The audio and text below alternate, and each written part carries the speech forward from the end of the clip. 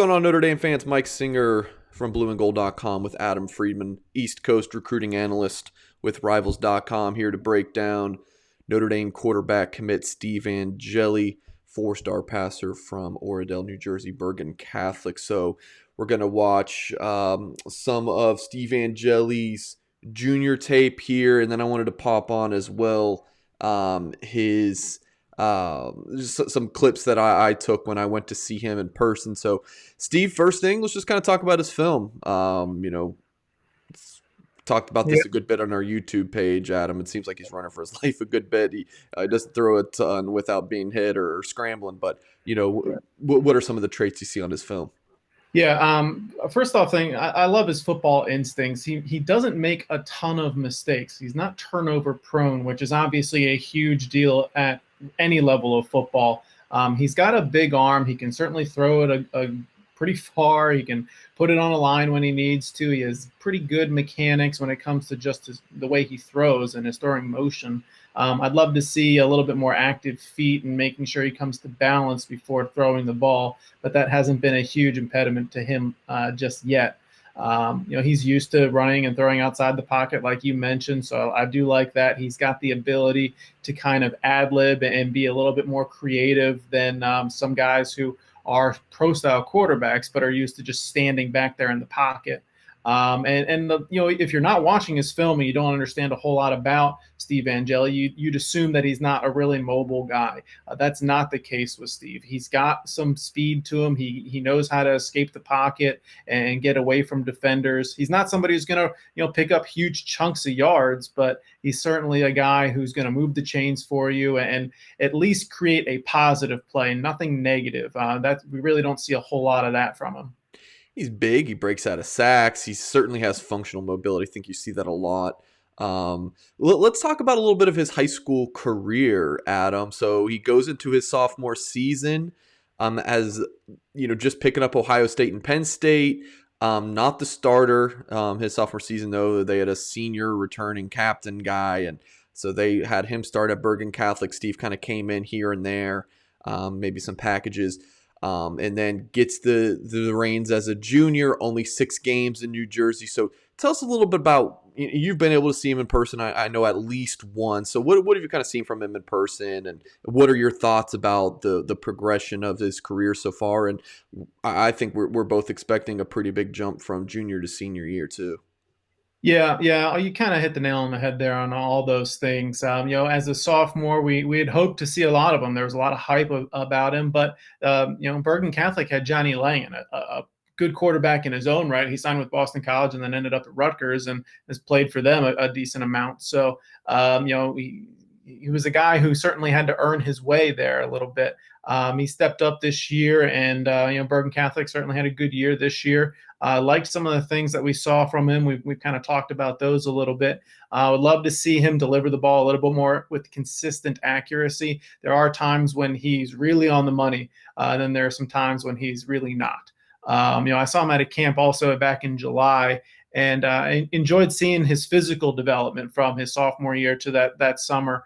And he certainly got bigger. In these clips, you can see he's kind of trimmed up a little bit, which was good to see after seeing him in July. I expect to see a little bit more physical development from him, especially in that lower body, and a little bit more of that foot speed to make sure that he comes to balance before throwing the ball again, and making sure that he's on that right plane when he's again throwing the ball.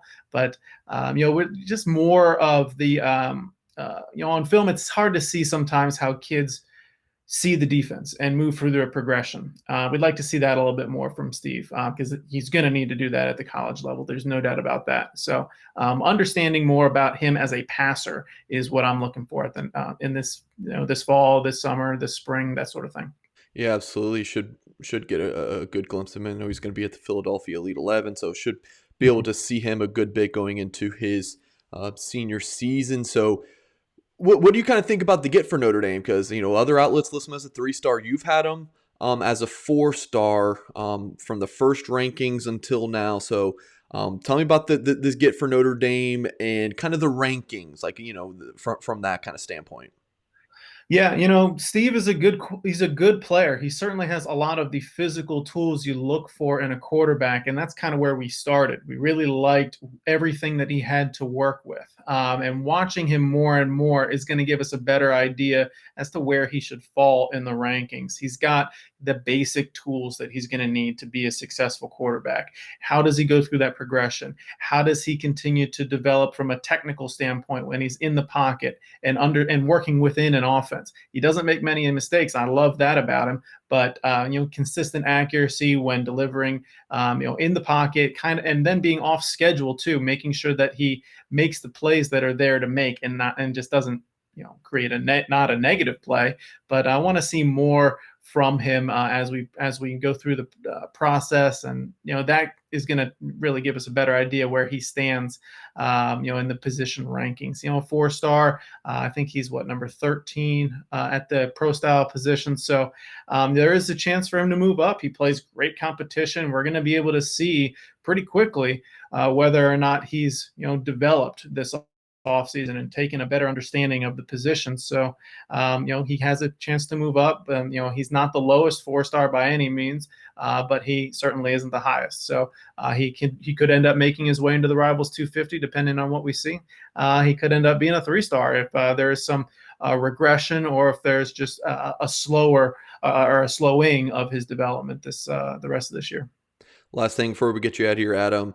I mean, Steve's kind of now the face of the class, and I've talked about this a good bit. And your last two faces of the class for Notre Dame, you had Drew Pine, a quarterback you covered a good bit.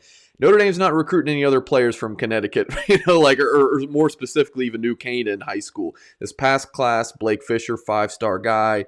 I don't know the next time Notre Dame's going to recruit at Avon High School in the Indianapolis area.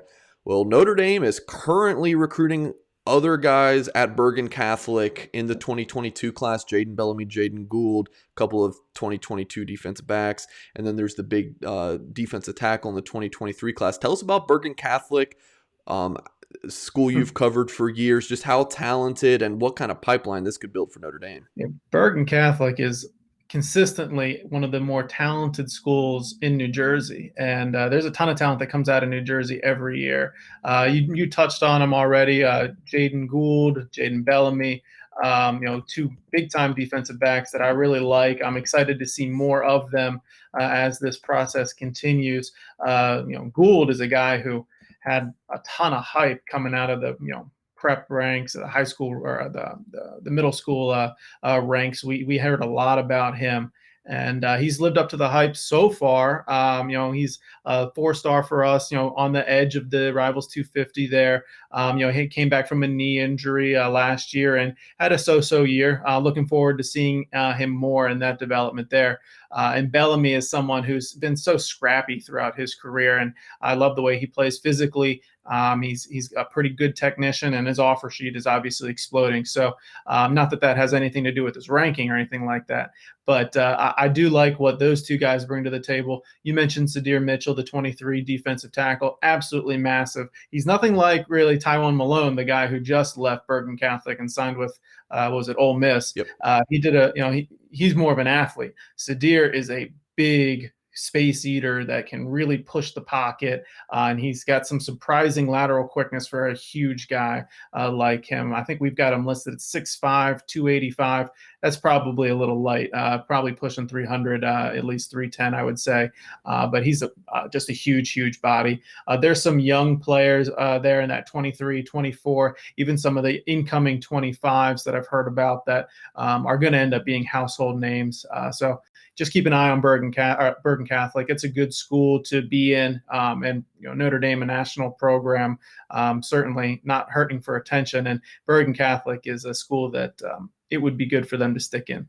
In my conversations with Vito Campanelli, the head coach there, he admits he loves Notre Dame. So even though his brothers, I don't know how they feel about Notre Dame, but that's With one of them at Rutgers, I'm sure that there's a little bit of the hometown feel there too. It's a good family to be close with too if you're Notre Dame. Good stuff here from Adam Friedman. Before you guys get out of here, make sure to hit the thumbs up on the video, subscribe to our channel for more content, and we'll catch you guys next time.